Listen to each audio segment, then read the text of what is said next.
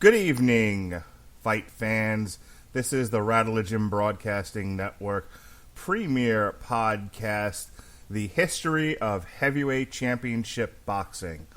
I'm your host, the mandated reporter, and frankly I'm mortified, Mr. Mark Radulich. And tonight we proudly bring you Chapter 4, Rocky Marciano by way of Ezzard Charles and Jersey Joe Walcott. Joining me tonight, as he does with each one of these chapters, we did one on the first lineal champions and Jack Johnson. We did Jack Dempsey. We did Joe Louis. And now we're working on Rocky Marciano. Here he is, the boxing expert himself, the punchy pugilist, Mr. Pat Mullin. How do you do, sir? Was that my cue? You're on, stupid. You're on. Oh, right. Hey, Mark. This is one I'm really excited about. Probably of all the episodes we've done, probably the most excited about so far. I think we're going to get to talk about a lot of two of the most unappreciated fighters to ever hold the heavyweight championship, and arguably the most interesting to ever hold the championship from the standpoint of how exactly can somebody go undefeated. Yeah, I think that's worthy of discussion, especially to the tune of 50-some-odd fights and never having once lost a single one and retiring with the belt. How many other people, I know Floyd Mayweather was able to do it, how many other people in boxing were able to accomplish an undefeated career of such heights, while still being a championship belt holder? There's very few.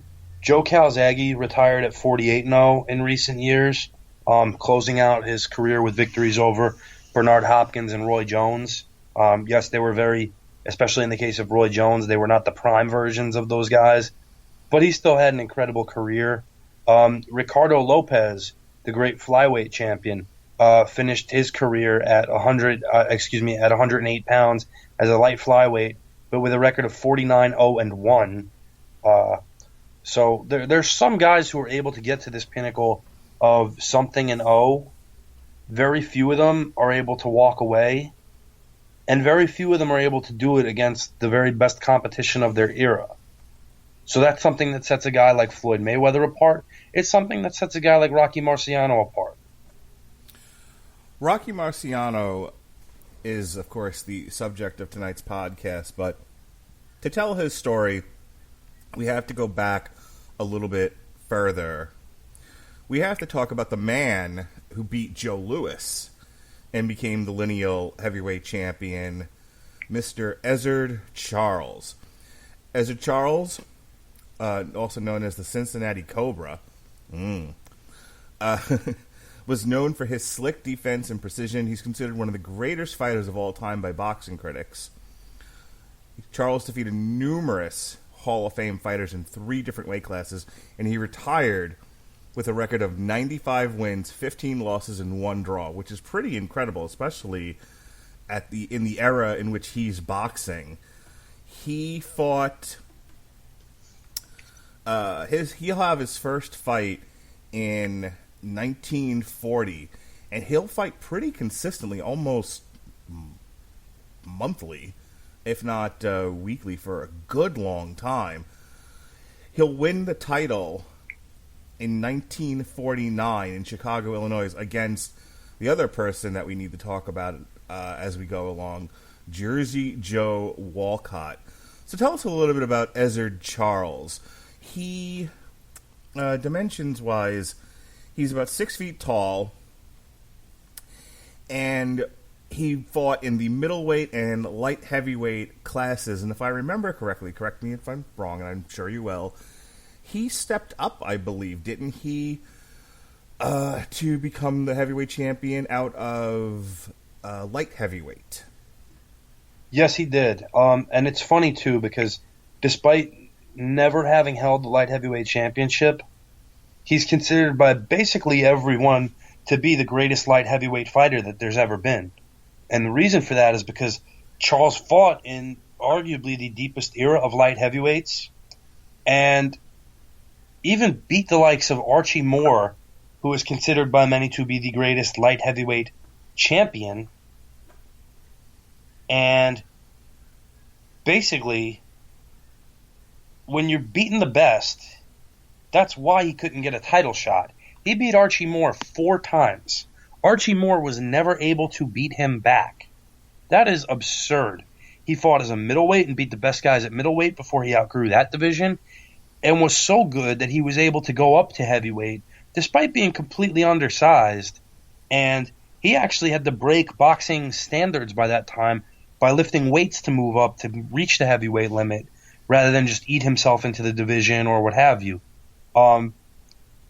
In my book, one of the top 5 pound-for-pound fighters that there's ever been. So as I said, June 22nd, 1949, he wins the vacant, as vacated by Joe Louis, the vacant heavyweight title, beating Jersey Joe Walcott in Chicago, Illinois. He goes on to defeat Gus Lesnovich in August of 1949 in New York, New York. He then goes on 2 months later to KO in the 8th round Pat Valentino. And then the following August, 1950, he gets a TKO in Buffalo, New York against Freddie Bashor. Now, this is where we go back to our last podcast, which you can check it out in the archives. Joe Louis, having hard times, having some issues, takes a fight with Ezzard Charles and loses by unanimous decision, where Ezzard retains the NBA heavyweight title. He wins the vacant, the ring, and lineal heavyweight titles, and declared the sole heavyweight champion following that fight. Give us a little insight, Pat. Remind the folks who have, or tell the folks who haven't been able to hear our Joe Louis podcast, the significance of the September 27th, 1950 showdown between Ezzard Charles and Joe Louis. If you didn't hear the show, why not? Go listen to it right now. Then come back. But secondly, Joe Louis is at a point where he had to come back to fight because the IRS was hounding him and abusing him. And it made sense that since he retired on top as the best heavyweight in the world, he would fight the guy now recognized in that role for undisputed recognition. And the problem for Louis in this sense is that, one, Charles is a guy who, even at Louis's very best, there's a very good chance he could have beaten him based on the styles. Charles, again, a very defensive-minded, slick counterpuncher with good power in each hand. That was the kind of guy that gave Louis trouble.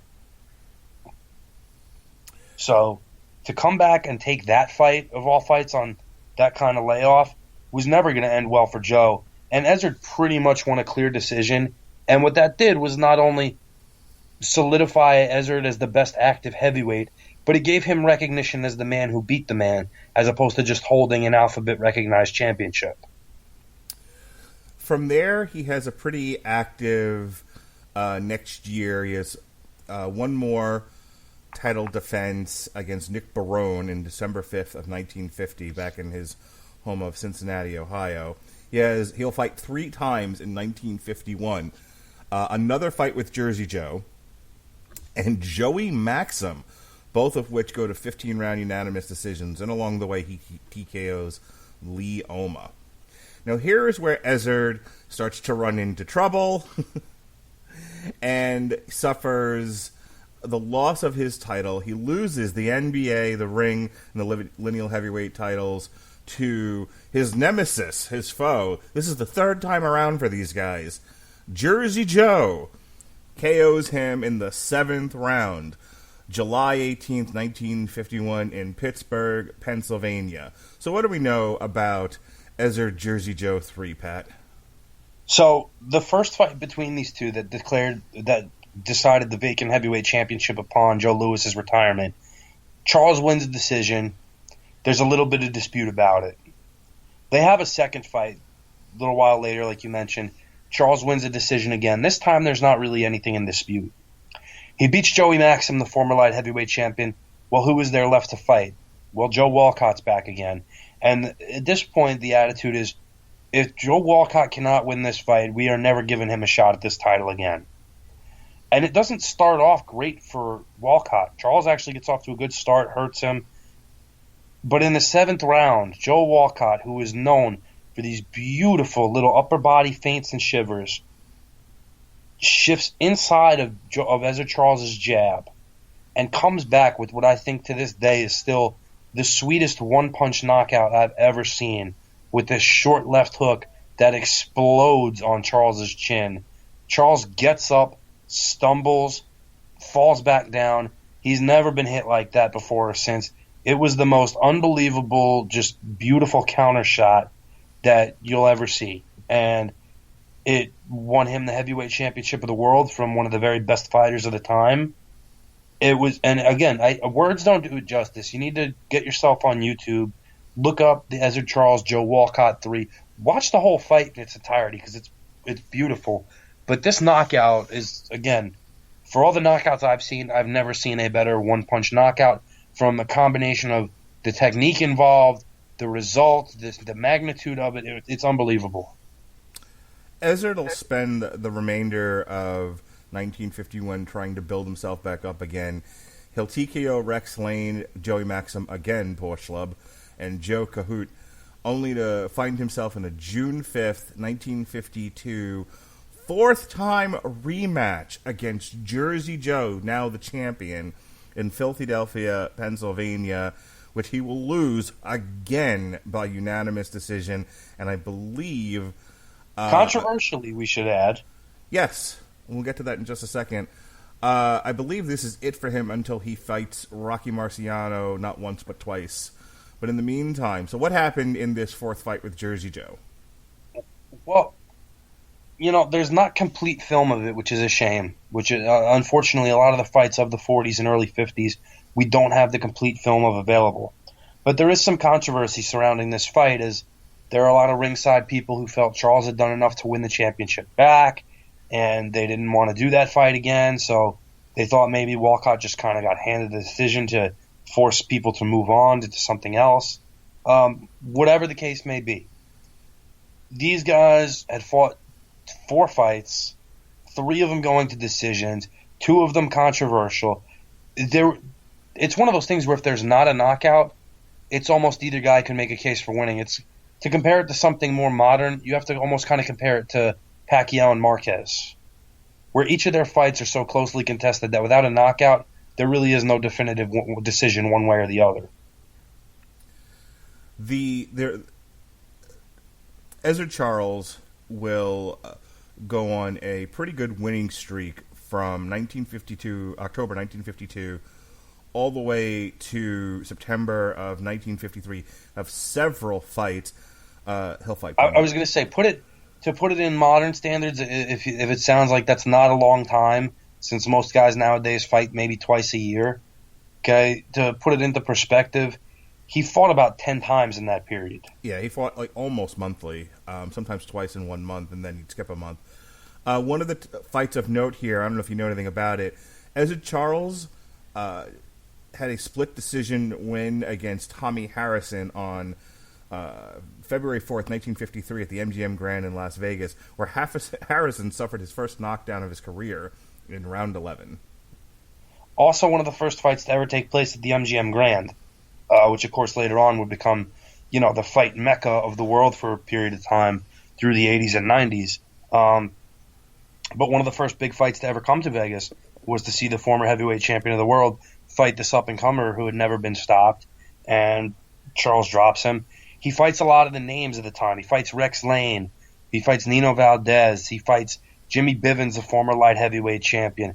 So it's not even like he's fighting pushovers during this period of time. He's fighting the best guys out there and doing it, like Mark said, on almost a monthly basis, which today is insanity, but back then was the norm. I'm sorry, go ahead. And to flip it to that point, we've got Joe Walcott on the other side, and we talked a little bit about this when we talked about Joe Louis, but Joe Walcott was a guy who oftentimes couldn't eat while he was training because he didn't have any money, because all of it was going to his kids and his wife, because he had these kids and his wife, and he couldn't get on welfare because there was a wait list. So he's taking all these fights in short time frames as much as he can, and a lot of times he's not eating. He gets maybe one meal a day of something like hash and things of that nature to try to feed his family. So you're talking about a guy who really didn't get to enjoy anything in his career until he became heavyweight champion of the world when he knocked out Charles. And even then, once that happens, he slows things down because he knows he's gotten himself into a good way and made some good financial deals for himself. This is why boxing fans get so upset when you hear things like fighters arguing over millions and millions of dollars to fight each other, when you got a guy who's fighting for a ham sandwich, if he's lucky, that he has to split with his children. My editorializing aside, we'll touch on it now and get into it in depth later on, but Charles is able to fight his way into not one but two chances at regaining the heavyweight title, both against Rocky Marciano, both in 1954 and only at 3 months apart. He loses both times, and then after that, wins two, loses one, wins two, loses three in a row. Two to Tommy Hurricane Jackson in 1955, and then he has two last fights against. I wish I had more children just to give them some of these names. Toxie Hall. He'll lose the first to Toxie Hall, and then he goes out a winner December 6th, 1955 in Rochester, New York, with a unanimous decision in 10 rounds, making his total record, as I said before, 93-16. Hall of Famer Ezzard Charles. So Jersey Joe, which Pat was just talking about, he is born January 31st, 1914, and he was born Arnold Raymond Cream, best known as Jersey Joe. He competed for 23 years, 1930 to 1953. He had the world title for a year, and he broke the record for the oldest man to win the title at the age of 37. That record would eventually be broken by Master of Grillin' George Foreman at 45 years old. Similar height to Ezzard Charles, 6 feet tall, but watching him against Rocky Marciano, he is a beefy dude. His body structure, his frame, he was wider seemingly than both Ezzard Charles and Rocky Marciano. Jersey Joe looks like a heavyweight, especially compared to those two guys who look more like middleweights, but we're getting ahead of ourselves here. So, Jersey Joe, after beating Ezzard Charles for the NBA heavyweight title, has 5 fights. August 14th, 1949 in Stockholm, Sweden. IKEA's from Sweden. I like meatballs. Against Ollie Tanberg. He KOs Harold Johnson in February 8th of 1950 in Philadelphia. A TKO against Omil Agramonte in Madison Square Garden, March 3rd, 1950. He'll go on to defeat Johnny Skor and Heinz Teinhoff in Germany. And then he runs into a bit of trouble. He loses to Rex Lane here in Madison Square Garden. And so, Pat, what's going on here with their Jersey Joe and the title? Because he wins it in June 22nd of 1949. No, he doesn't. That was the first fight between him and Charles.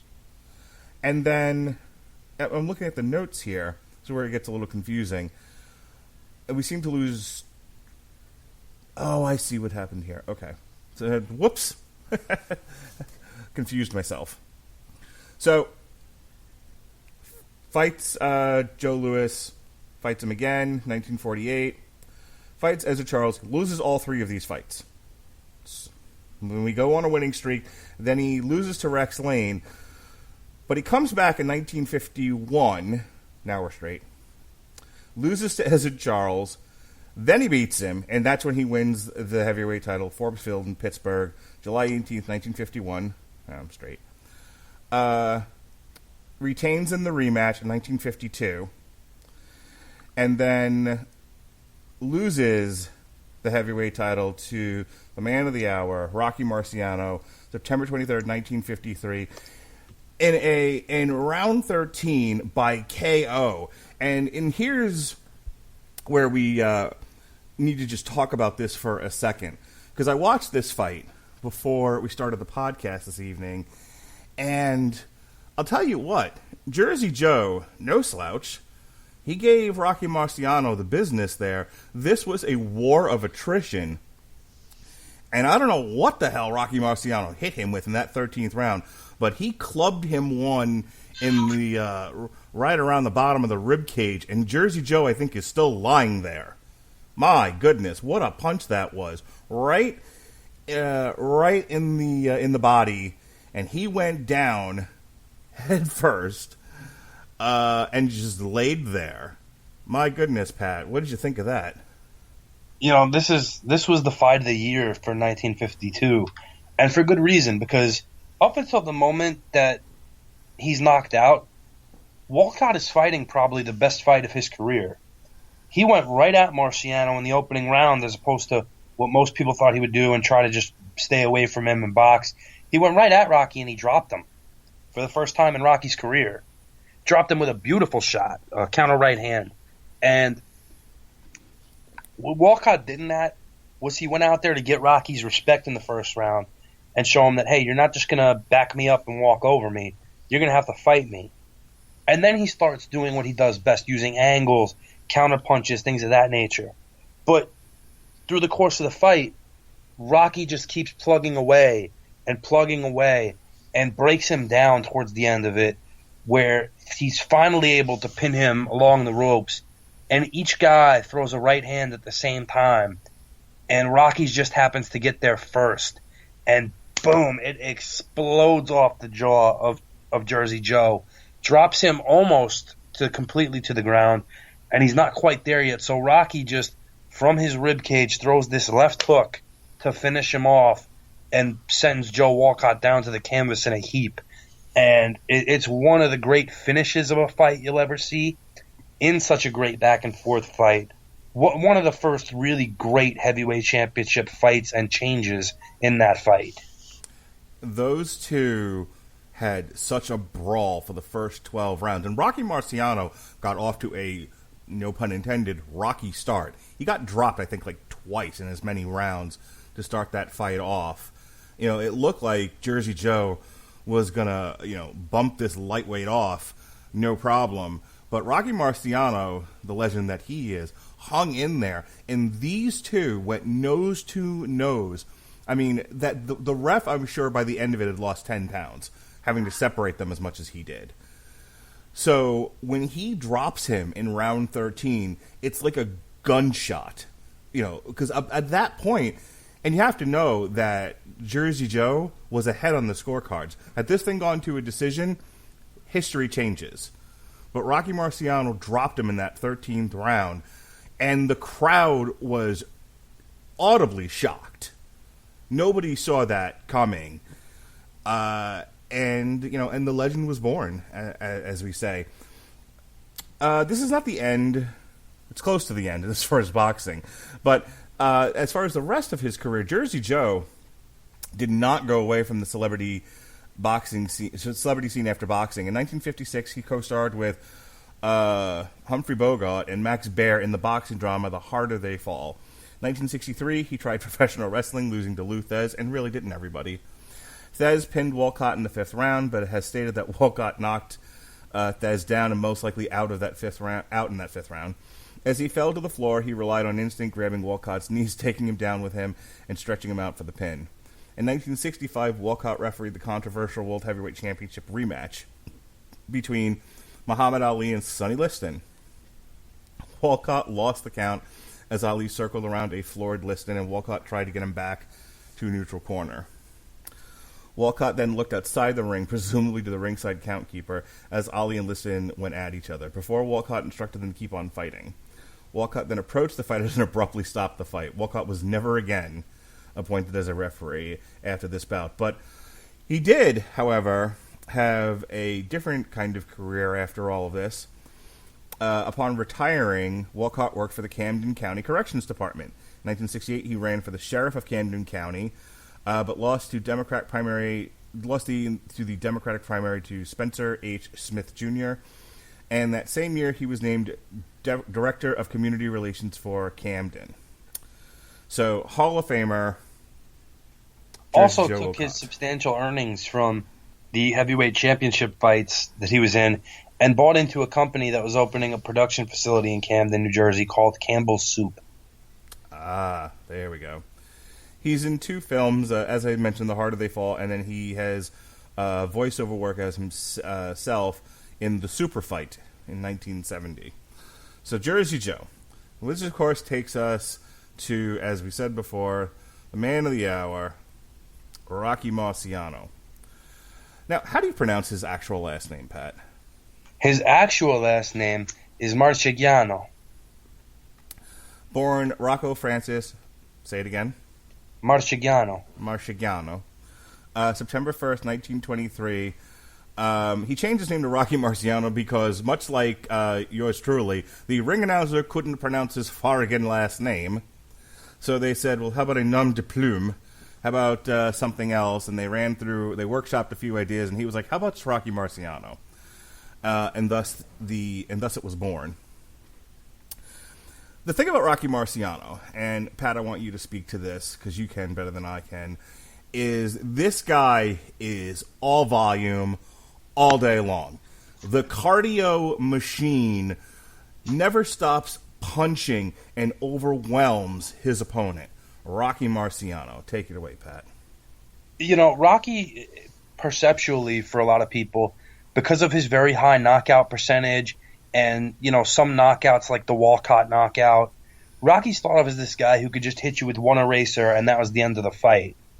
In reality, Rocky was really a guy who just beat you into submission. The power punchers are generally in one of 2 categories. There's your lights-out punchers who punch with snap and velocity and turn the lights out, and then there's your clubbers. Your guys who hit you with thudding, brutal shots that don't necessarily turn your lights out, but what they do is they discourage you because that shot is so hard and it hurts so much that it makes you think twice about not only coming at them but opening up offensively because you don't want to get hit with that shot again. And Rocky falls in more to that clubber category. Like you said, his cardiovascular conditioning was second to none. There was probably nobody who worked harder to keep himself in shape than Rocky did. Rocky would run up this big hill in his hometown of Brockton and walk down it backwards multiple times through the course of a day. He had a custom heavy bag that he worked out on. It was the first of its kind made. And it was made by Bentley, who were a big supplier of boxing paraphernalia. It was a 300-pound heavy bag. So that when Rocky was hitting this 300-pound heavy bag, he really had to put everything he had into his shots to make them count and move this bag around. But maybe more than anything, the 2 exercises that really define Rocky's conditioning, Rocky's trainer was Charlie Goldman. And like a lot of old-timers, they eschewed the idea of lifting weights. What he had Rocky do was go down to a rock quarry, and Rocky would basically do cleans and tosses with just slabs of rock that had been broken up. He's lifting all these different types of granite up off the ground in a cleaning motion and then tossing them. There's that, and the other exercise that Rocky would do would be that Rocky would go into a pool, submerge himself up to his neck, and just throw punches underwater until he got tired. And if you notice, the big thing with Rocky in these fights is he just doesn't get tired. He keeps on coming. And again, yes, he does hit very hard, but again, he's not that snappy type of puncher who hits you and the lights go out. Rocky stylistically does a lot of things very backwards. When Rocky throws his left hook, he'll slip your jab inside as opposed to outside, wind his body down by bending at the waist instead of crouching, and then droop his whole body up and around while stepping with the opposite foot to throw the hook. Not only that, but a lot of times if he was facing a significantly taller opponent, he wouldn't just turn his body and loop. He would throw his body into the air and basically make it one giant fist that was hitting you. His knockout to win percentage, 87.76, remains one of the highest in heavyweight boxing history. And I'll tell you this, watching the Rocky Marciano fights that I did watch, not only does he throw, and as Pat said, he's a clubber, this guy can take a hit. The thing about Rocky Marciano is his ability to stand in the pocket and take punishment, fight defensively when he needs to, but use that space to overwhelm his opponents with punches. And just when you think, you might throw something with some mustard behind it to push Rocky Marciano away or to knock him down, the man keeps coming like a Terminator robot. That's the claim he stakes in boxing history, other than this wild undefeated streak that he's got and winning and being an undefeated heavyweight champion, is that this guy who, for heavyweight, 5'10" and a half, not exactly a giant. And that's a generous estimate of his height, to be fair. Yeah, he looks way small, especially compared to the 6-foot Jersey Joe Walcott. But this guy just stands in your face and mollywops you with punches until you just fall apart. And Rocky had not only short stature, he to this day has the shortest reach of any heavyweight champion in history, including the 5'8" Tommy Burns, who we talked about in the first episode of the series. Which is why Rocky Marciano fought in the phone booth, as they say, with a lot of his opponents. No point in creating space when you're not going to get there. But if you can stand there and absorb the punishment and return tenfold, you'll have a winning strategy, which obviously he did. So the first thing that you need to know about Rocky Marciano, aside from his fighting style, is that he did not have a lengthy career. We're talking an 8-year span, roughly. 1947, he has his first pro fight against Lee Epperson, which he KOs in 3 out of 4 rounds. This is in Valley Arena Gardens in Holyoke, Massachusetts. And from there, he cuts he just cuts a path of destruction for the next 5 years, from 1947 all the way to July 28th, 1952. And by this point, he's 42-0, knocking out in the second round Harry Matthews in Yankee Stadium. And so, Pat, how do you go 42 fights in this era of boxing, as often as he's fighting, with the caliber of guys he's fighting against? Ted Lowry, Roland Lastarza, Willis Applegate, Rex Lane, Lee Savold. How does he only get a title shot in September 23rd of 1952 against our other hero, Jersey Joe? Well, there's a couple reasons.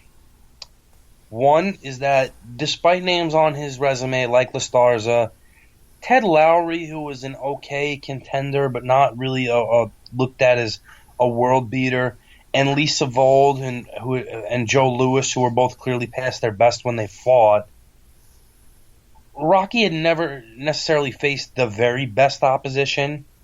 Good but not great opposition was how it was looked at, because when he was matched with Walcott was seen as a significant step up in opposition, and rightfully so. Rocky also didn't connect with a certain group that controlled a lot of the promotional aspects of boxing, despite their shared ancestry, which some people would be surprised by. Rocky was managed by a guy named Al Weil. Al Weil was a very shrewd businessman. He did not negotiate with the mob unless he absolutely had to, because he knew his end of it was going to get cut pretty significantly. Al Weil also took a significant end away from his fighters, like he did to Rocky. He ripped Rocky off pretty good through the course of their careers. And at a certain point, they just refused to talk anymore because of how much money Marciano found out Weil was basically skimming from him. It's part of the reason why Rocky did not trust banks and refused to keep his money in one. Would not do business with people unless they paid him in cash. And a lot of people misunderstand Rocky and think that that was kind of an ego trip type thing with him. It really wasn't. Rocky was just very paranoid when it came to banks and taxes and things of that nature after seeing what happened to Joe Louis, his own experiences. So he just wanted the physical money so he could know what to do with it and know how much he had. Just as an aside, lots of people didn't trust banks after the stock market crash and the Great Depression. I mean, the Great Depression is one of those things that for decades, it was kind of the 9/11 of its time in the sense of how it affected group psychology in the United States and people's decision making. There was a lot of stuffing money in mattresses for a good long time because people thought, well, I'm not going to be the one jumping out a window when it all goes to hell again, and finding myself on the breadline. So I can understand where Rocky was coming from. Yeah, and especially if you know Rocky's background, where he came from a working class family in Brockton. His dad worked in a shoe factory for many, many hours through the course of a day. His mom made odds and ends by doing laundry for people and such. Rocky himself at a point in time worked in that same shoe factory until he developed an allergy to shoe leather and couldn't do the job anymore. So he was doing stuff like hauling ice and things of that nature. But again, because Rocky wasn't connected with those people and he hadn't fought that marquee heavyweight other than a very old Joe Louis, who people thought he would beat, and the fact that I don't think anybody was real eager to get in with him, because you also have to remember, too, Rocky fought a guy named Carmine Vingo in Madison Square Garden. Yeah, yes, sir. Go ahead. And unfortunately, as is common, Vingo was nearly killed by Rocky in this fight. He lapsed into a coma. He suffered some brain damage. And eventually he was able to make a recovery, but was never the same. His career was over. There's not a lot of people eager to jump in, especially with Marciano's style and how he fought. Not a lot of guys eager to fight somebody like that.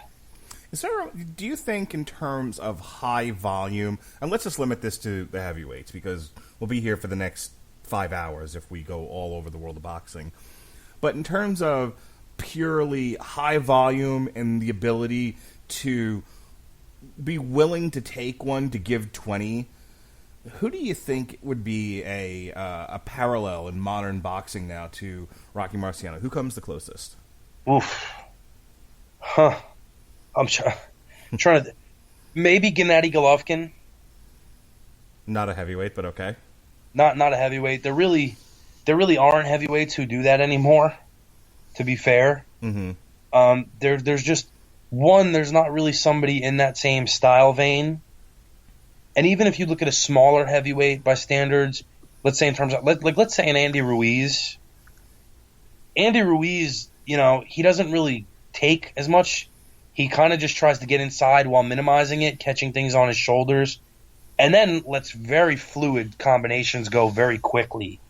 It's not really that same kind of relentless pressure that Rocky has, because Andy will let like a good 4 or 5 punch combination go, but then he doesn't really have anything else behind it, and he needs to catch his breath.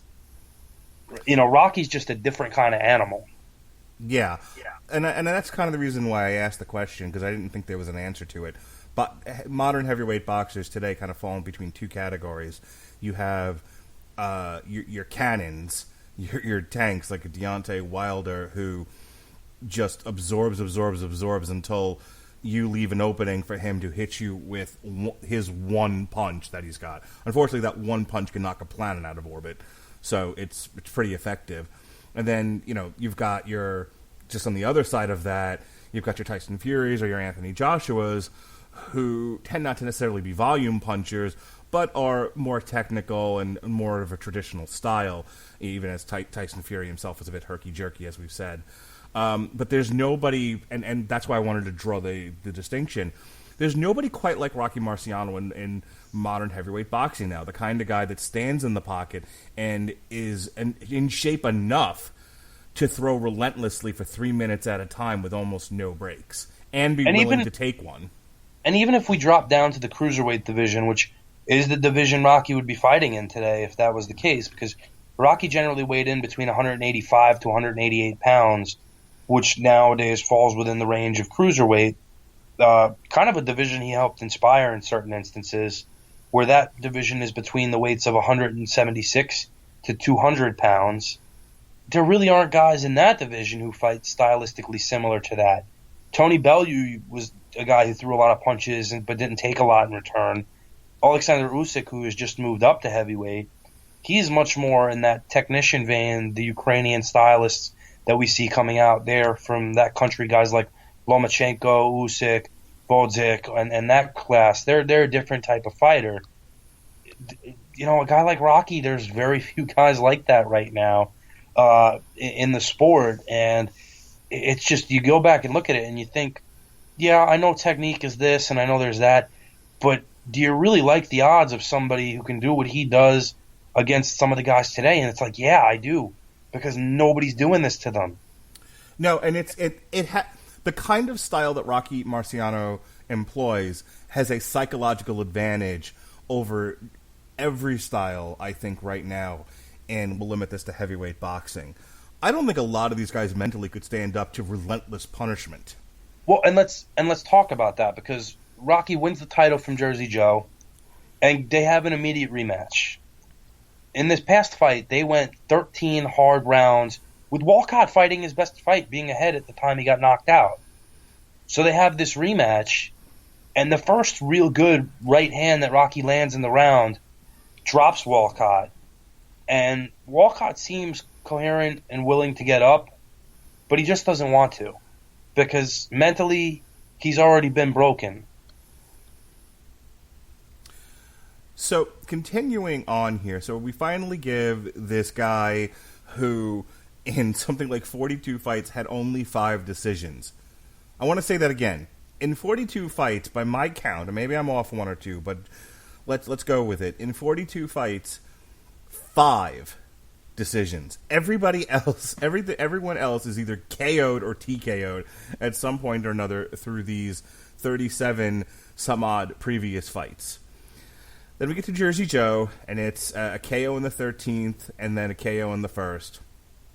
And that brings us back to the Polo Grounds, September 24th, 1953. Another fight against Roland Lastarza, who probably gave Rocky Marciano, to this point, his most toughest fight. So let's talk about that, Pat. What happened with Lastarza versus Marciano? Well, these two had met before Rocky won the title, and they fought to a split decision, where there was a contingent of people who thought that Lastarza deserved the win over Rocky. And Lastarza was what you called a cutie, a guy who wasn't a knockout artist, but stylistically you could do little things that would make you look bad. Even if you were winning the round, you didn't look good doing it. And that's the kind of stuff that Lastarza favored and used to his advantage. He's a very smart, very clever fighter. So that's why he got the nod to be Rocky's first title defense after, the Walcott hurdle was cleared. And even in this early fight, through the first 4 rounds, he's given Marciano some troubles. A lot of movement, a lot of feints, and a lot of making Rocky miss. Eventually, Rocky, and probably a lot of this psychologically has to do with the result from the first fight, Rocky just starts to pour it on. And he knows that he's going to concede a lot of these early rounds, or if he doesn't concede, he doesn't look good in them, because he's going to have to do a lot of work to wear Roland down. But that's what Rocky does. He's a rock. He's a pile driver. And he just does not stop until he gets to you, gets you where he needs you to be, and can finish you off. And that's what he does to Lastarza. And it's one of those things where if there was any doubt from the first fight, this erased it totally. We moved to Ezzard Charles, June 17th of 1954 in Yankee Stadium, and then the rematch after a unanimous decision for Rocky Marciano, September 17th, 1954, again in Yankee Stadium, where Ezzard Charles is KO'd in the 8th of 15 rounds. Rocky Marciano will go on to have 2 more fights. May 16th, 1955, he will TKO Don Cockle in Kazar Stadium in San Francisco. And then he'll finish his career in Yankee Stadium, September 21st, 1955, by KOing one of his earlier nemesi, Archie Moore. Tell us a little bit about this fight, Pat, and why Rocky Marciano decided, after only 8 years and 49 fights and no losses, still the reigning heavyweight champion, why he decided to give up the belt. So, he has these two real tough fights with Charles. Charles is the first guy to take him the 15-round distance in a title fight, so they have this rematch. During the course of this rematch, Rocky gets the worst cut you'll ever see on his nose. Not an estimate. His nose is actually split and starts flapping. Rocky would later say that he could feel himself breathing through the tip of his nose as opposed to the nostrils. It got that bad. At the end of the 7th round, they tell him, we're giving you one more round, and if you do not score the knockout, this fight is over. They put basically rubber cement in the cut to try to stop it from opening anymore. Rocky goes out there like a man possessed and knocks Charles out in that round. And then is immediately rushed to the hospital so they can repair his nose. He takes the fight with Don Cockell of England, former middleweight, then European heavyweight champion. It's basically a sparring session. He beats Cockell up pretty good. Doesn't really get a lot of resistance. And then there comes this fight with Archie Moore. Archie, who is the light heavyweight champion, we spoke a little bit about him earlier, had been campaigning in a PR stunt for a fight with Marciano for about 2 years at this point. He would take out newspaper ads that said Rocky Marciano does not want to fight me. He would show up at Rocky Marciano events in a coat and with tails and a tie, and really went all out as he could to try to get this fight with Rocky. And eventually, when they make the fight, the respective records at the time the fight is made. Rocky's 48-0, 42 knockouts. Moore has 148 wins with 19 losses. There's a lot of experience in the ring at this point in time. And Moore, of course, goes on to finish in history with more wins by knockout than anybody, with 141 career knockout victories. One of them coming against my favorite all-time name in boxing history. He beat a guy named Piano Mover Jones. If I ever have to fight somebody and they are named Piano Mover Jones, I am leaving the ring, because I'm pretty sure with a name like that, they're either hitting hard enough to move a piano or they got nothing to lose and they're probably going to hurt me. So I'm stepping out against Piano Mover Jones.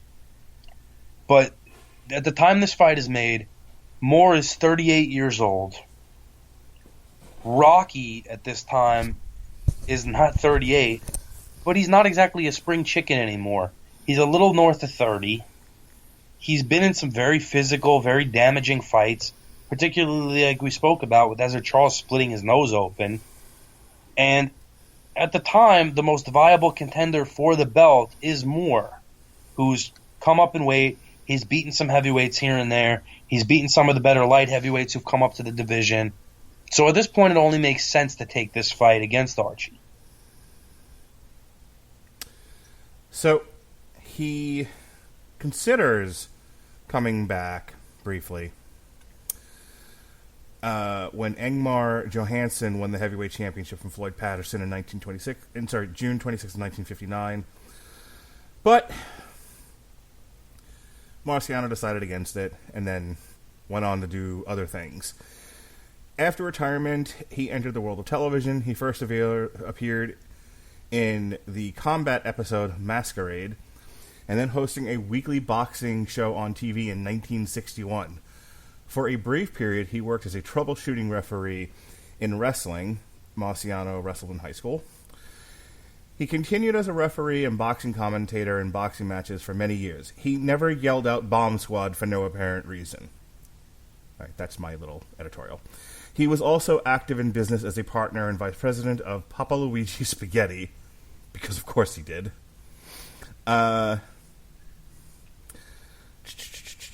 He built a custom home in Wilton Manors, Florida, which is part of Fort Lauderdale, which the house still stands as of 2018. In July of 1969, shortly before his death, Marciano participated in filming the super fight, Marciano versus Ali. This is two boxers filmed sparring, and then the film was edited to match a computer simulation of a hypothetical fight between them, each in their prime. It aired January 20th, 1970, with one version having Marciano winning and the second having Ali winning.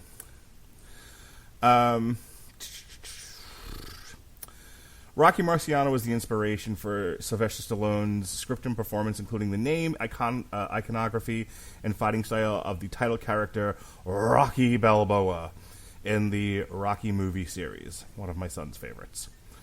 And if you're interested in some dramatic accountings of the life of Rocky Marciano, Jon Favreau got to play him in the 1999 television film Rocky Marciano, which I believe is currently on Amazon Prime. It is not. I thought it was. I did look when we were prepping for this. Oh, I thought you sent me a link that it was. No, what I sent you was Rocky Marciano, A Life Story, which is actually a commissioned biography documentary by his estate, narrated by Robert Loggia. Robert Loggia. All right, see, we're going to do this live now. I'm going to look at my Just Watch app and see if I can find this movie for people. I would not advise watching it. The only thing worthwhile in that movie is seeing the portrayal of Al Weil by Judd Hirsch, because it's pretty accurate. Let's see. Rocky Marciano, the movie. Come on. Nope. It's nowhere to be found. Moving on. What a waste of time that was. All right. So in summation, Rocky Marciano, one of the greats, a Hall of Famer. I know he's one of your favorites. He's certainly an inspiration to me. And from there, Pat, where does the next chapter take us in the lineal heavyweight title history? So when Rocky retires, that leaves the heavyweight title vacant, a situation we've seen happen now a couple times. And what we're going to get is a fight between the last man to challenge Rocky, Archie Moore, and a young up-and-comer, and when I say young, I mean young, named Floyd Patterson, who is trained by the venerable Constantine Cus-D'Amato. Who trained Mike Tyson. Yeah, we'll get there eventually, too. But for right now, there is no Mike Tyson. He's not even born yet. He's not yet a twinkle in whomever his father's eye is. He is not yet a blip on the radar at the moment, as Patterson has just won the Olympic middleweight gold medal in Helsinki in 1952, and Archie has still been one of the best fighters in the world. He actually does receive recognition by the California State Athletic Commission as a heavyweight champion. However, it's not recognized the same way the New York State Athletic Commission's recognition of a heavyweight champion matters. So it never really held. He's a great light heavyweight champion, but he never accomplished his goal of holding the heavyweight championship. And it's funny, too, because before we recorded this, one of the last things I watched was Archie talking about his fight with Marciano. It's one of the last interviews he ever did before he passed. And he said, Rocky wasn't a great boxer. He really wasn't. What he was a great puncher. And he said, to describe him punching me would be slam, bam, don't give a damn. Perfect. Which I just thought was amazing, because Archie said the whole goal with fighting Rocky was he was going to make Rocky work. He was going to avoid absorbing those flush shots by using his cross-arm defense and a lot of angles and coming back with big counter right hands. And that counter right hand was the punch that dropped Rocky in the first round of their fight. And he did land it a couple times through the rest of the fight. But he said the problem with his plan was that Rocky never got tired and never stopped punching. And he just couldn't continue to take it.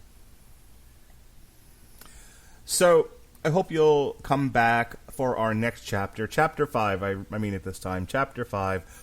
A roughly 10-ish, give or take a year period that covers Floyd Patterson and Sonny Liston.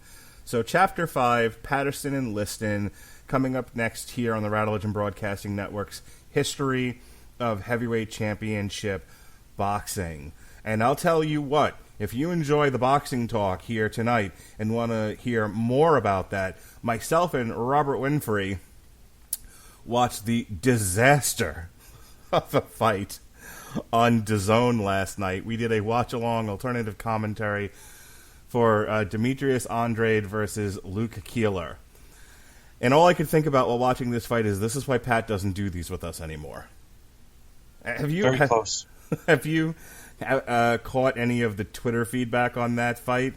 Any of the notes or news that came out of last night's DAZN fight, other than the stupid YouTube thing? No, the stupid YouTube thing is pretty much all I've heard anything about. Okay, if you want to laugh and there's no fear of you burning your eyes, check out, I'm going to put this in quotes, highlights of the Demetrius Andrade Luke Keeler fight. It was a disaster and a half. Like, I haven't seen Twitter burn the town angry in terms of their thoughts on boxing in quite some time. What a treat this was. Robert Winfrey and I covered it for you because that's what we do. The sacrifices we make for the boxing fans of the Radulich and Broadcasting Network. In addition to that, we've got shows on The Witcher. We have a TV party for Season 1 on the Netflix show, and the comic book House of Glass from 2014 on Source Material. We also reviewed the Royal Rumble and Worlds Collide from the WWE. And myself and Jesse took a left turn at Albuquerque and did something a little off the beaten path. We reviewed Poppy. I disagree. What a treat that was. But the boxing doesn't stop.